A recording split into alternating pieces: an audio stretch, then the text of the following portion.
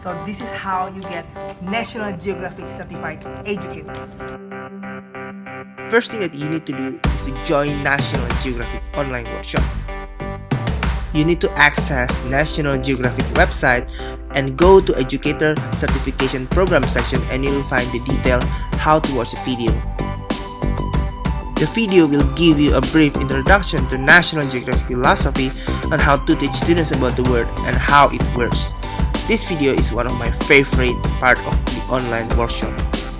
Second, you need to complete 2 classroom activities with National Geographic resources. First, you need to access National Geographic Education website, and in the website section, you will find teaching resource page, and you can find a lot of activities, lesson plans, even educational games, and that you can use for teaching resources.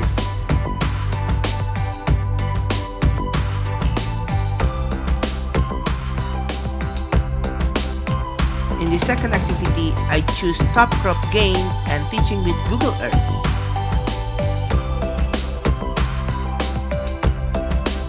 The third and final step is you need to share your capstone project in form of lesson plan, photographs of student works, and the last one, video that tells the story of your students learning in a visual and creative way. You can submit your capstone project in National Geographic Educators community in Google+. And this is my submission. Hello, this is Stephen from Sampurna Academy, Jakarta. Every day, students eat a variety of local food, but they rarely have the opportunity to explore how the food are grown. I think by knowing how a farmer grows food, students will be able to understand farmers' roles and contribution to society and earth sustainability.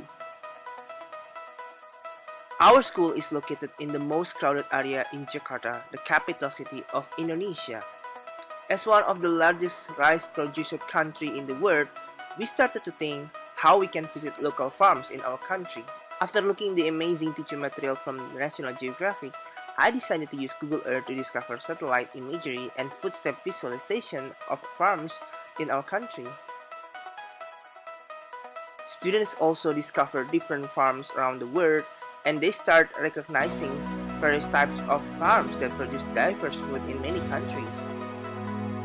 After that, we jump to explore a farmer's life by playing Top Crop, an online game that puts the students on the role of a farmer who manages tools and resources to produce abundant crop and protect natural environment.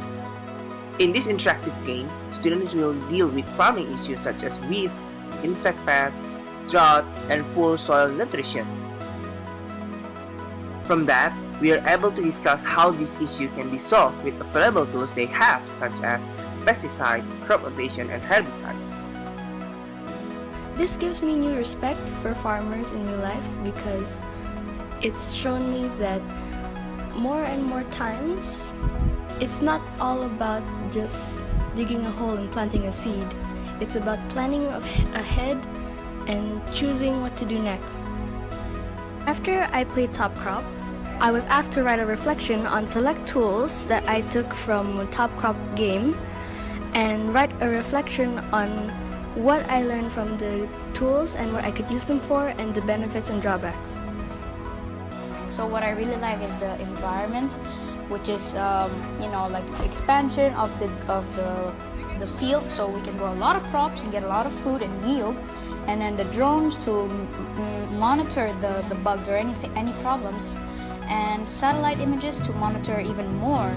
And like my favorite one was the electricity generation because it powers all the technology that we use for the crops.